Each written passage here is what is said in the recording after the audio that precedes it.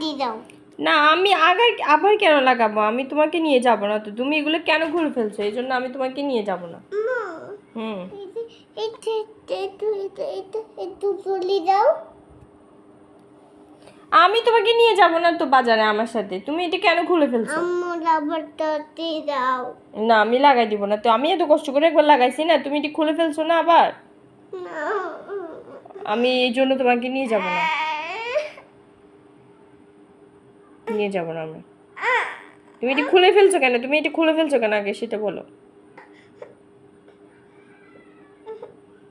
চুল কেন খুলে ফেলছো তুমি? হুম? কেন খুলছো বলো? বলো তুমি কেন খুলছো? এটা কেন খুলছো? কারণটা বলো। কারণ বলো।